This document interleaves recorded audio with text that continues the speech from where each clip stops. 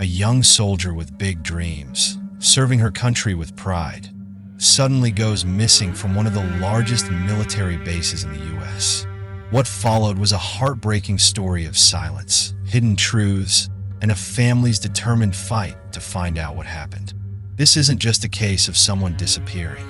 It's about unmasking dark secrets within the military, ignored harassment, and a tragic murder that was covered up. With shocking twists, confessions, and a manhunt that ended in suicide, this story shook the nation and sparked a movement for change. This is the story of Vanessa Guillen. Vanessa Guillen was a 20-year-old soldier in the U.S. Army. She was stationed at Fort Hood, Texas, one of the largest military bases in the United States. She worked as a specialist in an armory, dealing with weapons and equipment. Vanessa was known for her hard work and dedication to serving her country. She had dreams of continuing her career in the military and helping her family. Unfortunately, her life was tragically cut short before she could achieve these goals. Vanessa came from a close-knit, hard-working Mexican-American family. Her parents were immigrants who moved to the U.S. for better opportunities.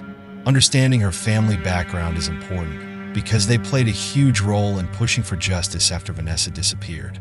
Her family, especially her mother, fought tirelessly to get answers when they felt the Army wasn't doing enough. Her family's determination also helped bring national attention to the case, leading to significant changes in the military. Vanessa was stationed at Fort Hood, Texas. Fort Hood is one of the largest military installations in the world, but it has faced a lot of criticism due to the number of violent crimes, disappearances, and reports of harassment. The environment at Fort Hood was described as toxic, with many soldiers complaining about leadership not taking reports of abuse and harassment seriously. This atmosphere made it difficult for many soldiers, like Vanessa, to feel safe or to report issues they were facing. Vanessa Guillen went missing on April 22, 2020. She was last seen working in the armory room at Fort Hood. When her family couldn't reach her, they immediately became worried. Vanessa had left her car keys, ID, and wallet in the armory, which was unusual and raised concerns. Her family reported her missing, but it took weeks before her disappearance was widely investigated. The Army's initial response was slow, which frustrated her family and sparked criticism from the public. When Vanessa was first reported missing, the Army began a search, but it wasn't very thorough at the start. Her family, on the other hand, was relentless. They knew something was wrong because Vanessa was always in contact with them. Her mother, in particular, was very vocal about the lack of action from the Army. The family worked with activists and used social media to bring attention to the case, which eventually led to a larger investigation. The fact that Vanessa's belongings were found at the armory was alarming because it suggested she left without intending to. Soldiers don't typically leave behind their personal items like keys and ID, especially if they plan on returning. This discovery made her disappearance even more suspicious and led to questions about whether something bad had happened to her on base. Her family and investigators began to suspect foul play, which eventually turned out to be true. Before she went missing, Vanessa told her family that she was being sexually harassed by a superior at Fort Hood. She didn't give them many details, but made it clear that she felt uncomfortable and unsafe. She had planned to file a formal complaint, but unfortunately, she disappeared before she could do so. Her family believes this harassment played a part in what happened to her, and it became a central issue in the case. Vanessa didn't officially report the harassment because she was afraid of retaliation. In the military, it's not uncommon for soldiers to be scared of reporting harassment out of fear that they'll face consequences or be mistreated by their superiors. Vanessa's family said that she worried about what would happen to her career if she spoke out. This is part of a larger problem within the military, where many service members feel like they can't safely report abuse or harassment. Vanessa's story highlights the serious issue of sexual harassment in the military. Many service members, especially women, face harassment and feel that their complaints are ignored or dismissed.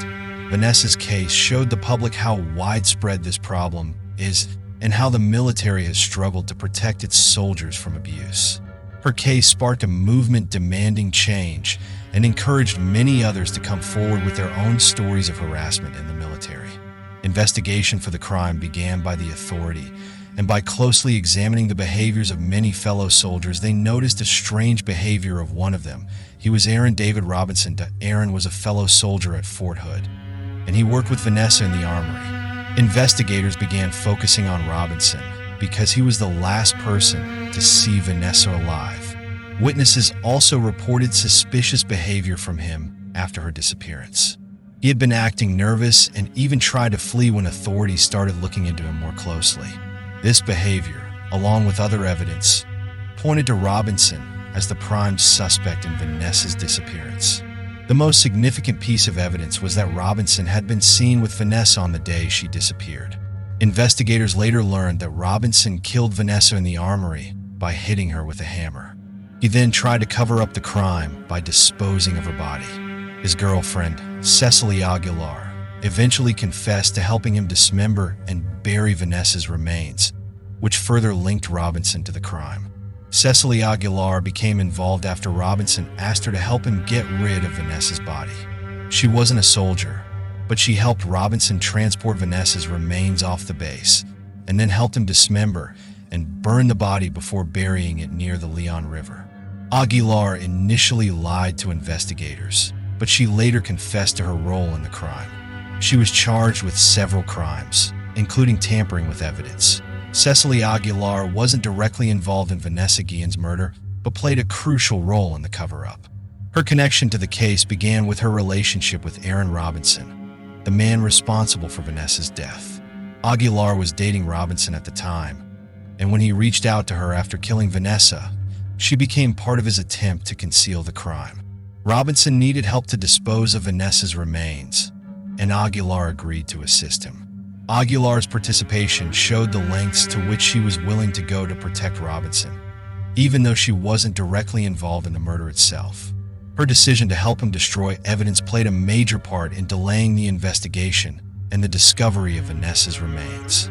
Without her involvement, the case might have unfolded differently, and justice for Vanessa could have come sooner. Cecily Aguilar faced serious federal charges for her involvement in the cover-up of Vanessa Guillen's murder. She wasn't charged with murder itself, but was indicted on charges of conspiracy to tamper with evidence, among other related charges.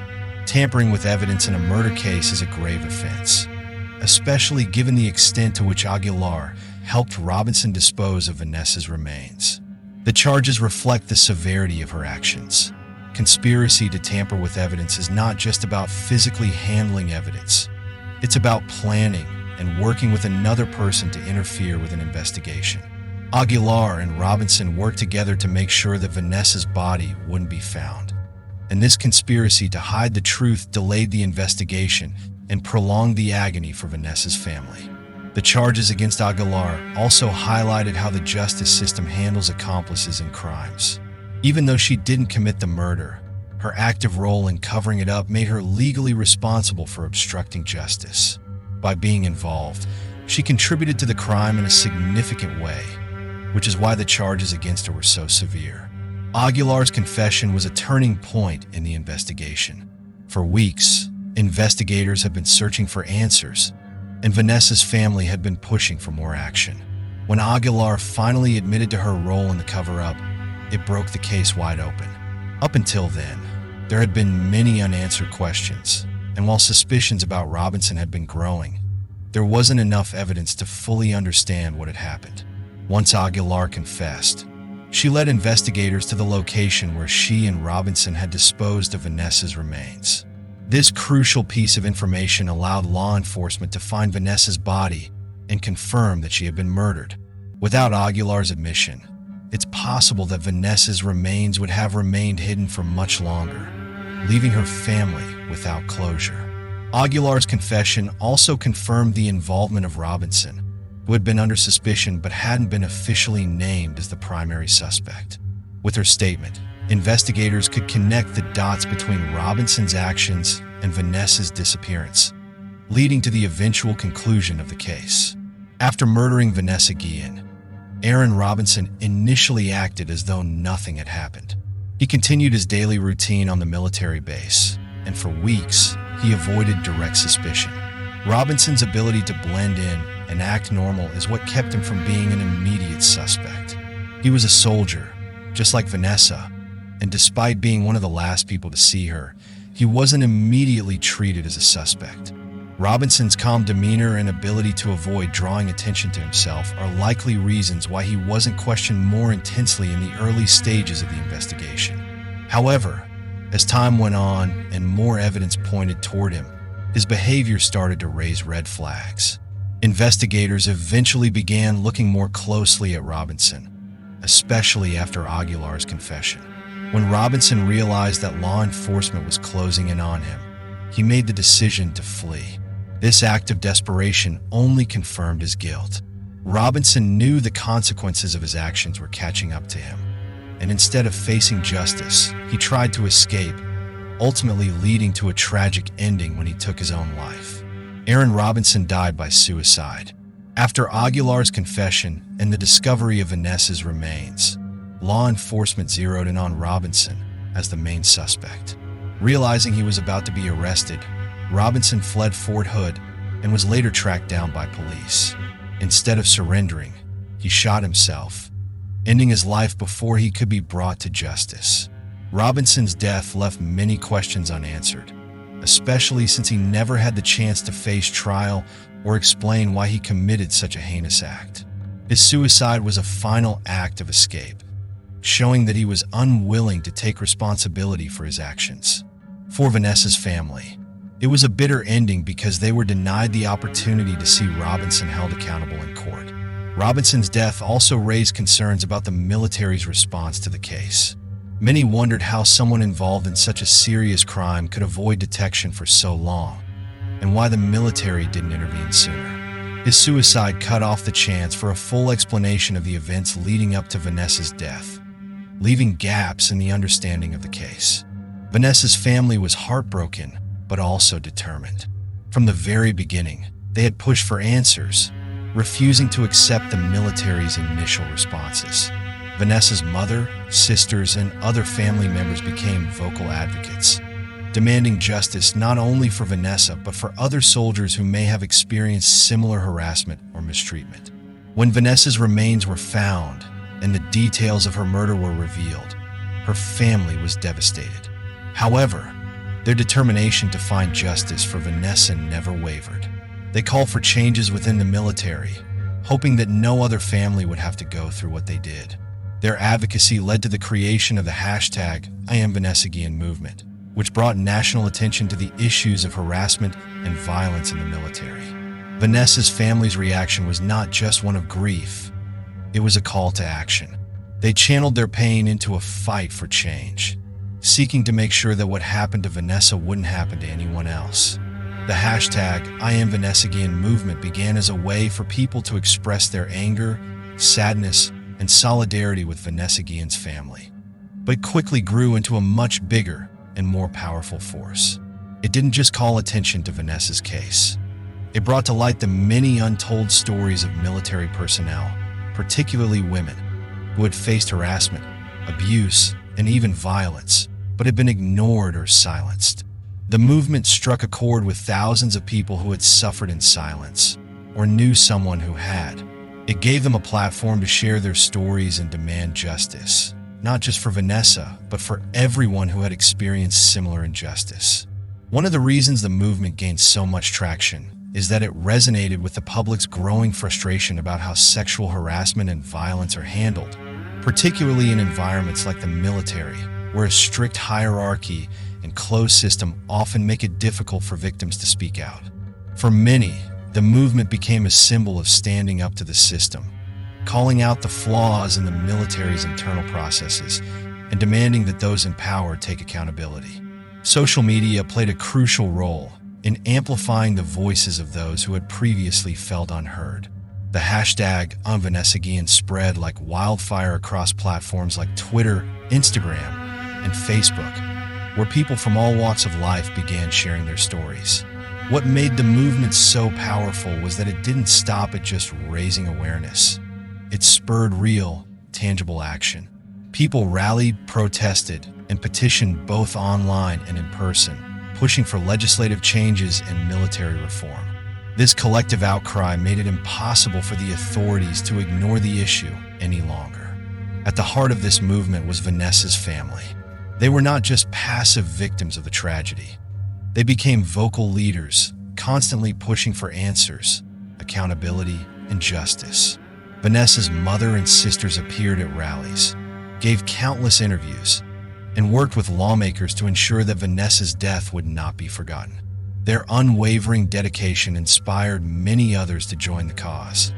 And it was this combination of personal pain, collective anger, and a desire for systemic change that made the movement so influential.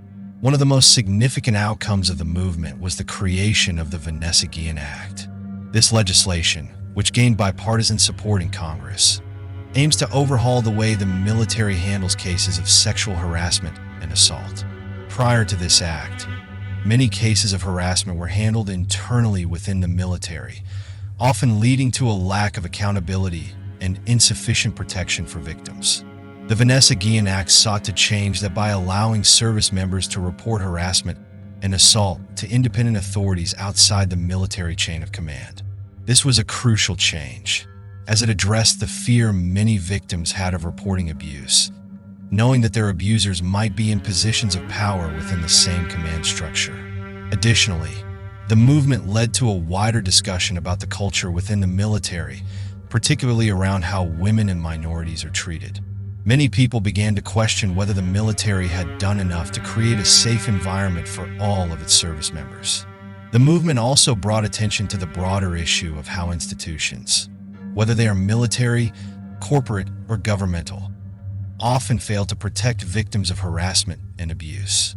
In a way, the movement became a broader symbol of the fight for justice for all marginalized voices, not just within the military, but in society at large. It showed that when people come together and demand change, they can make a real difference.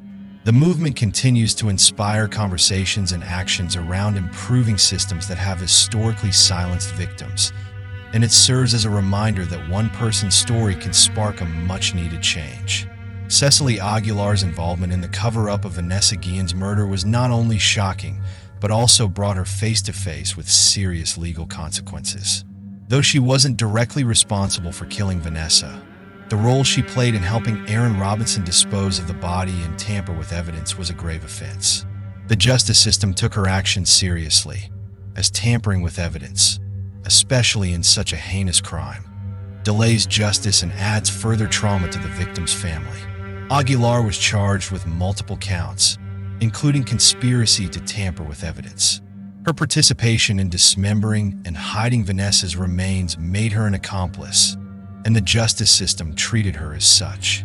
The charges she faced reflected the seriousness of her involvement, even though she wasn't present at the time of the murder itself. By helping Robinson, she not only tried to cover up the crime, but also made it harder for investigators to find out what really happened. The delay in discovering Vanessa's remains prolonged the agony for her family, and Aguilar's attempts to mislead authorities only made things worse. Aguilar's case also sheds light on the broader issue of how accomplices are treated in the legal system. In many cases, people who help cover up a crime or assist the perpetrator in any way can face charges almost as severe as those faced by the person who committed the crime.